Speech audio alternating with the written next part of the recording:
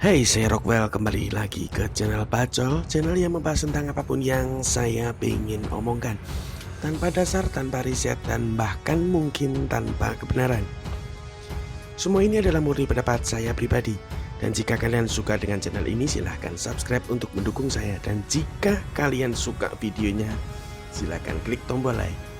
Dan jika ada kritik dan saran mengenai channel ini, kalian bisa komen di bawah. Dan oke, tanpa basa-basi lagi kita mulai pembahasan tentang anime Dragon Ball.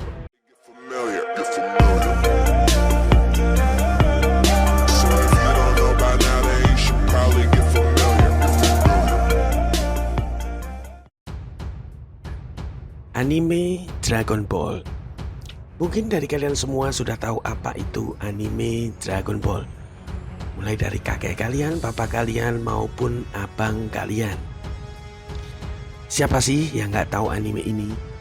Bahkan para cewek-cewek semua juga tahu apa itu Dragon Ball. Anime yang tayang di Jepang pada tahun 1986 ini sempat booming di Indonesia pada era tahun 90-an.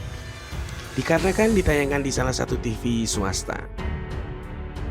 Anime yang pada awalnya memiliki konsep seperti cerita Sun Gokong dari Cina ini berhasil menggait hati anak-anak pada saat itu. Ya mungkin maklum karena pada saat itu masih kurangnya pilihan hiburan di Indonesia. Dan beruntungnya para stasiun TV seakan mengetahui hal itu dan berlomba-lomba memberikan tontonan yang menyenangkan pada para penonton, khususnya anak kecil pada saat itu. Mungkin banyak dari kalian yang tidak tahu awal konsep cerita Dragon Ball ini merujuk pada suatu cerita dari Cina, yaitu Keras Sakti. Kalau kalian tidak percaya, kalian bisa melihat karakter Son Goku yang terinspirasi dari Sun Gokong, dan kakek Muten Roshi dari Biksu Tong, dan Ulong dari Cupat Kai. Dan serta misinya untuk berkelana mencari Dragon Ball yang katanya mampu mengabulkan berbagai macam permohonan. Dan walaupun yang diminta adalah sesuatu yang tidak masuk akal, semacam celana dalam yang diminta oleh Son Goku. Mengapa saya suka anime ini? Pada awalnya series ini diberikan judul Dragon Ball. Ya, ini adalah Dragon Ball klasik, yang isinya adalah Son Goku pada saat masih kecil dan mungkin musuh terbesarnya adalah preman-preman atau dinosaurus yang besar. Di sini terselip banyak komedi dan diantaranya juga banyak komedi yang mesum ya. Dan musuh ikonik yang ada dalam anime ini salah satunya adalah Yamcha, Pilaf si Cebol yang gagal maning, serta Topai Pai. Dan tak lupa musuh terbesar kita, Great Demon of Piccolo. Dan di sini diceritakan adalah Piccolo generasi pertama yang dijuluki sebagai Raja Iblis. Di sini saya menyukai Dragon Ball karena anime ini slice of life. Namun ada bumbu-bumbu komedi serta cara yang unik. Bagaimana Goku memiliki teman dan berhasil mengalahkan lawan-lawannya yang sangat kuat. Dan bahkan dia juga mengalami kekalahan dan berlatih untuk mengalahkan lawannya tersebut. Unsur dari perjuangan masih banyak pada anime ini. Ya, kembali lagi masih dibungkus dengan komedi slapstick yang pada saat itu masih sangat membuat kita tertawa. Kemudian masuk pada era kedua, yaitu era Dragon Ball Z. Di sini Son Goku sudah mulai remaja dan badannya sudah besar, serta sudah berkembang lebih jauh dikarenakan latihan yang secara mandiri. Di sini Dragon Ball Z terdiri dari beberapa arc atau kalau di Dragon Ball sering disebut saga. Di saga pertama kita disuguhkan dengan turnamen Tenkaichi. Banyak musuh yang sangat kuat di sini. Ada Tenshin Han yang sangat mencolok dengan mata dajalnya. Serta ada Piccolo generasi kedua yang menjadi baik. Untuk sekedar informasi, sebelum meninggal Piccolo generasi pertama sempat bertelur lewat mulutnya. Piccolo pun akhirnya berhasil dikalahkan oleh Goku dan menjadi temannya. Dan tidak lupa pada saat turnamen, Son Goku menerima lamaran dari Chi-Chi yang ternyata teman pada masa kecilnya. Goku yang bego dan tidak tahu apa-apa tidak mau mengingkari janjinya dan akhirnya menikahi Chi-Chi. Dan dari pernikahan itulah lahir seorang anak bernama Son Gohan. Saga yang kedua adalah Saiyan Saga. Di awal saga diperlihatkan kakak dari Son Goku datang ke bumi. Goku yang harus menghentikannya dengan mengorbankan diri ditusuk tembus oleh Piccolo sampai N.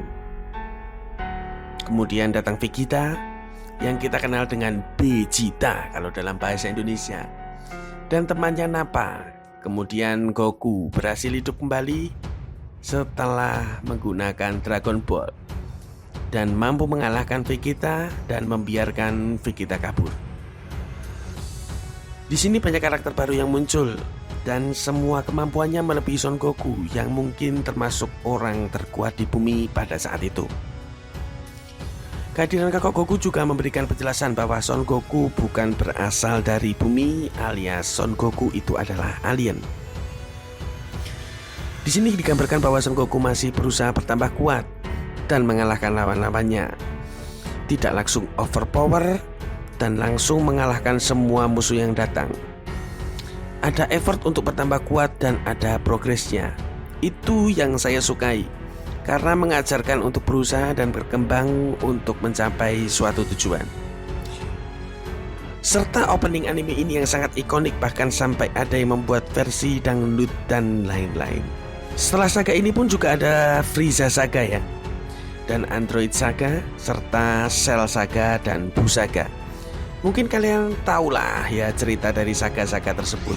Kebanyakan dari kalian yang menyukai dan masih menonton anime ini kebanyakan adalah kasus nostalgia. Karena kalian tahu anime ini tayang aja tahun 90-an, yang pasti banyak penonton yang sudah tua kan. Namun anime ini meluncurkan series terbaru yang berjudul Dragon Ball Super.